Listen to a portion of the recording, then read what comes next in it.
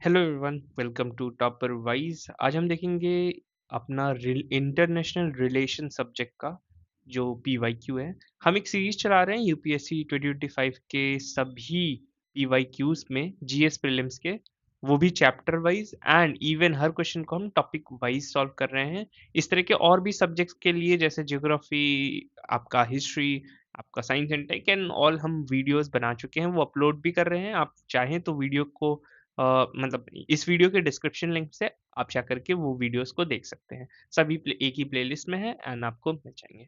और ऐसे और भी ईयर्स के लिए हम बनाते रहेंगे। आप हमें सब्सक्राइब कर सकते हैं बाकी वीडियोस को भी देखने के लिए। अब मूव करते हैं कि इस वीडियो में हम देखने क्या वाले हैं। इसमें हम इंटरनेशनल रिलेशंस के जितने भी क्वेश्चंस आए थे 2025 में प्रीलिम्स के पेपर में, वो हम देखेंगे, वो भी चैप्टर वाइज देखेंगे।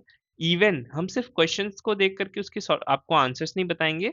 हम प्रॉपरली उस क्वेश्चन के सारे जो भी करेक्ट एंड इनकरेक्ट आपके ऑप्शन है उन सब के बारे में डिस्कशन भी करेंगे, एक डिटेल्ड एक्सप्लेनेशंस भी देंगे। एक एनालिसिस स्टार्टिंग में हम कर देंगे छोटा सा, जिसमें हम आपको ये बता देंगे कितने क्वेश्चंस आए थे इस बार आईआर में, इवन बाकी सब्जेक्ट्स में भी कितने क्वेश्चंस आए थे। और यही हम सारे वीडियोस में अपने फॉलो कर रहे हैं एंड टॉपिक वाइज आईआर के जो क्वेश्चंस है वो तो हम देखने वाले हैं। चलिए स्टार्ट करते हैं हम क्वेश्चन पे एनालिसिस से। द एनालिसिस सेज कि यहाँ पर आप देख रहे हो ये सारे सब्जेक्ट्स के कितने क्वेश्चंस आए हुए थे, हमने वो यहाँ पे मार्क कर दिया है सारे सब्जेक्ट के, ठीक है। तो और इसी अकॉर्डिंग ही हम अपने सारे वीडियोस में उन क्वेश्चंस को पिक कर रहे हैं कि कितने क्वेश्चंस आए थे एंड क्या थे। तो आप देखोगे इसमें इंटरनेशनल रिलेशंस यानी आईआर के सिर्फ डायरेक्ट जो क्वेश्चन था सिर्फ एक ही था। मोस्टली इसमें करंट अफेयर्स से ही आता है, तो मैंने करंट अफेयर्स वाला भी इसी में ऐड ऑन किया है। यही हमने सारे वीडियोस में किया हुआ है कि जिस भी सब्जेक्ट का उसका करंट अफेयर्स भी हम काउंट कर लेते हैं, ठीक है। तो यहाँ पे करंट अफेयर्स में 3 क्वेश्चंस थे और डायरेक्ट जो आईआर से आया हुआ है वो 1 क्वेश्चन था। टोटल 4 क्वेश्चंस इस बार पूछे गए थे इंटरनेशनल रिलेशंस में। तो let's move to the question first now. And एक चीज मैं और आपको बता दूं कि हम किस तरह से फॉलो अप कर रहे हैं कि यहाँ पर अब जैसे हमने पहला क्वेश्चन दिखा दिया, हम टॉपिक बता देंगे किस टॉपिक के अंदर में आपको एक अपना ऑप्शन चूज करना है। बिकॉज हमारा जो ये एम है वो यही है कि आपको ये प्रैक्टिस सेशंस की तरह हो, ज़्यादा जगहों से, सब जगह से डाउनलोड कर करके जो आपको पीडीएफ्स मिलते हैं उसमें आपको बहुत अलग अलग करके ना बाइफरकेट करना पड़ता है। हमने ये सब कुछ subject wise, topic wise, chapter wise यहाँ पर आपके लिए बाइफरकेट करके रखा हुआ है। तो ये आपके लिए इजी हो जाएगा प्रैक्टिस करने के लिए। तो प्रैक्टिस के लिए सबसे क्या इंपॉर्टेंट है, आप अपना एक कोई ऑप्शन अपने नोटबुक में मार्क कर लीजिएगा and then we will move to the solution part, जिसमें मैं आपको सॉल्यूशन बताऊंगा। तो फिर आप अपना लास्ट में अपनी इवैल्यूएशंस भी कर सकते हो कि आपको कितना आ रहा है, ठीक है। तो let's start with the very first question here. The first question is under international relation, जिसमें BIMSTEC के अंडर में आता है। अच्छा, अब ये BIMSTEC है क्या? अगर आपको नहीं पता तो ये है बे ऑफ बंगाल का initiative for multi sectoral technical and economic cooperation. तो इसका फुल फॉर्म है Bay of Bengal initiative for multi sectoral technical and economic cooperation, ठीक है। तो इसका आपको मैंने फुल फॉर्म बता दिया। Let's see what question says यहाँ। Consider the following statement in respect of BIMSTEC, ठीक है। The first option says, the first statement says, it is a regional organization consisting of 7 members of member states till January 2025, ठीक है। The second option says it came into existence with the signing of the Dhaka Declaration 1999, ठीक है। And the third statement says Bangladesh, India, Sri Lanka, Thailand, and Nepal are founding member states of BIMSTEC, ठीक है। And the fourth statement says in BIMSTEC the subsector of tourism is being led by India, ठीक है। तो इस चीज को आप ध्यान से देख लो एंड अपना एक ऑप्शन चूज कर लो। आई होप आपने करेक्ट ऑप्शन चूज किया होगा। Let's move to the solution part now. The solution says the first option is correct except that all the other options are incorrect. अब वो क्यों है? बिकॉज जो फर्स्ट स्टेटमेंट कहता है वो 7 मेंबर्स है। हाँ, इसके 7 मेंबर्स हैं। आपका बांग्लादेश हो गया, India, Myanmar, Sri Lanka, Thailand, Nepal and Bhutan, and this remains valid till at least January 2025, ठीक है। अच्छा, अब ये अगर मान लीजिए नेक्स्ट टाइम आपको कभी ये क्वेश्चन पूछ सकता है कि कौन कौन से मेंबर्स थे, तो ये जो मेंबर्स थे उनको याद करने के लिए भी एक शॉर्टकट है। आप चाहो तो उसको इस तरह से याद कर सकते हो, NIT MBBS, सॉरी ये नहीं है, NIT MBBS। इसमें N आपका हो जाएगा नेपाल, I हो जाएगा इंडिया, T थाईलैंड हो जाएगा, एंड M से आपका हो जाएगा यहाँ पर म्यांमार, B से हो जाएगा आपका Bangladesh and Bhutan, and S से हो जाएगा आपका यहाँ पर जो S से एक बचा था यहाँ पर श्रीलंका। ओके, ठीक है। तो यहाँ पर आपका टोटल NIT MBBS करके ये पूरे मेंबर्स को आप याद कर सकते हो। अब सेकंड स्टेटमेंट क्यों गलत है? बिकॉज ये आपका 1997 में ये डिक्लेरेशन हुआ था, 1999 में नहीं हुआ था। And the third option was incorrect because the founding members were Bangladesh, India, Sri Lanka and Thailand. Nepal ने बाद में ज्वाइन किया था 2004 में, तो ये फाउंडिंग मेंबर नहीं है, ठीक है। And the third statement is also incorrect because the tourism subsector is led by Nepal not India. ये इंडिया के थ्रू यहाँ पर नहीं किया गया था, तो इसका ऑप्शन डी सही होगा, ओनली वन, ठीक है। तो आई होप आपने सही किया होगा। Let's move to the next question. Next question says the it is under current affairs, ठीक है। नेटो मेंबरशिप के ऊपर ये क्वेश्चन था। अगेन आपने अभी रशिया का वॉर भी स्टडी किया होगा, तो उस वक्त नेटो मेंबरशिप का एक बहुत बड़ा रोल था, तो आप देख सकते हो इसको, आपने देखा ही होगा, आई होप आपने देखा होगा।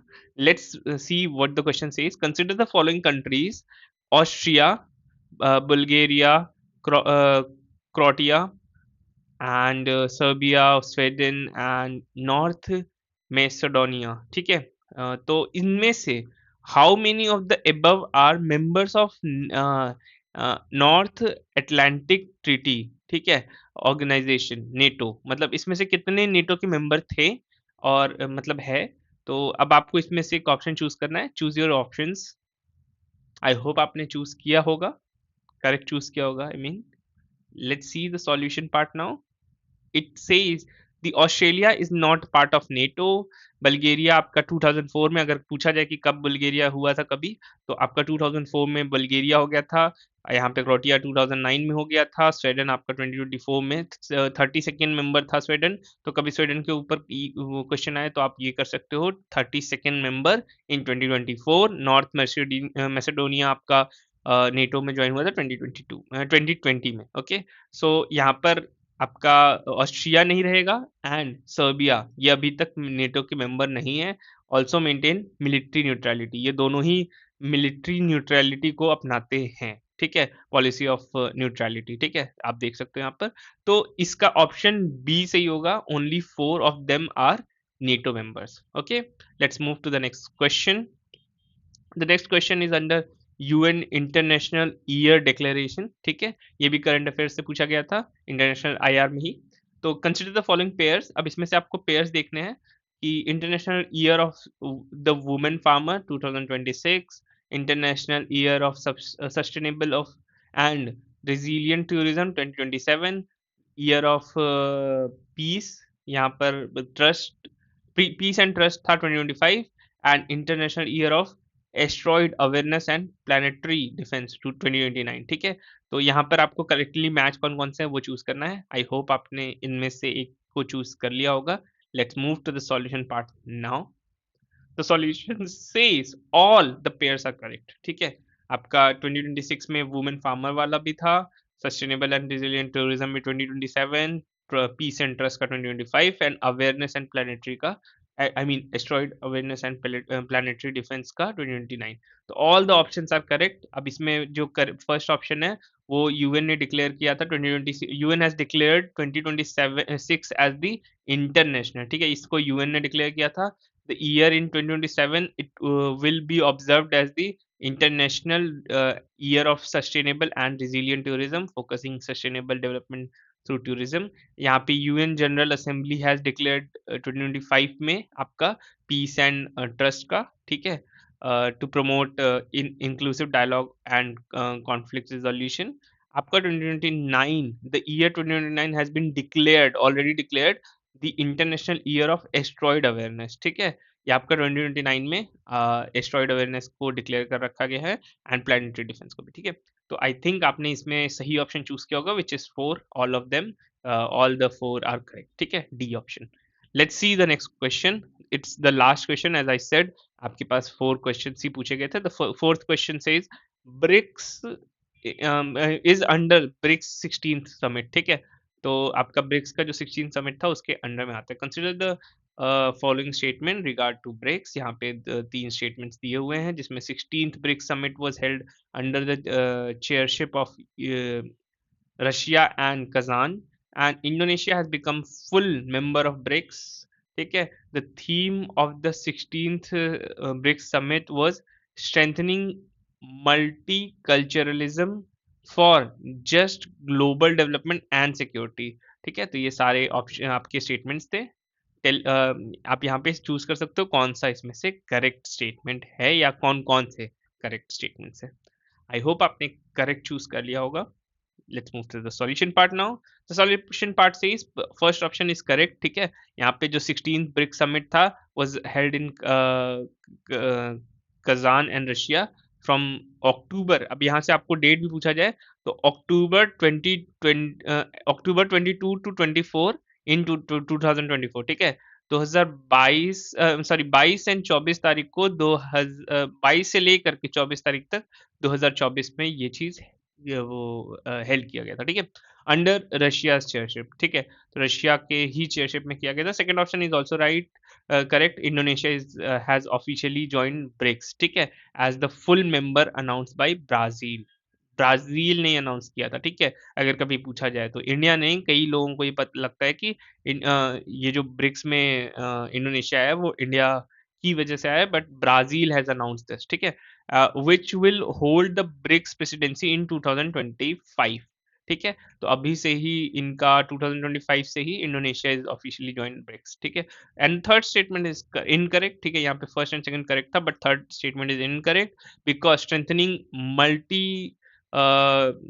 Multilateralism for just global development and security, ठीक है। यहाँ पे जो एक्चुअल थीम था वो मल्टी लेटरलिज्म था, ठीक है, एंड मल्टी कल्चरलिज्म नहीं था, ठीक है, just global development and security, ठीक है। तो यहाँ पर आपको ये याद रखना होगा, मल्टी कल्चरलिज्म कई बार लोग थोड़ा बहुत ऐसा नहीं होता है कि मल्टीलेटरलिज्म पढ़े होंगे तो मल्टीकल्चरलिज्म को भी करेक्ट कर देंगे, but it is incorrect. Exactly आप इन दोनों वर्ड्स को ध्यान से बाइफरकेट करके रखिएगा, ठीक है। तो इसका ऑप्शन ए सही है, 1 and 2 ओनली, ठीक है। आई होप आपने ये सारा चीज प्रॉपरली देखा होगा एंड मे बी आपने जितना भी यहाँ पर ऑप्शन चूज किया होगा वो सब करेक्ट होंगे, एंड इफ नॉट करेक्ट तो अब करेक्ट कर लीजिएगा एंड इन चीजों को थोड़ा आगे ध्यान दीजिएगा। ये प्रैक्टिस सेशंस आपको कैसा लगा आप बता सकते हो अपने कमेंट सेक्शन में, एंड इवन आप आगे इन वीडियोस के साथ क्या चाहते हो वो भी बता सकते हो, कौन से वीडियोस, किस टाइप के वीडियोस। एंड आप वीडियो को लाइक कर सकते हो अगर आपको हमारे ये एफर्ट्स पसंद आते हैं, एंड हमें सब्सक्राइब कर सकते हो आने वाली फ्यूचर वीडियोस के लिए। Thanks for watching till the end, good luck for your exams.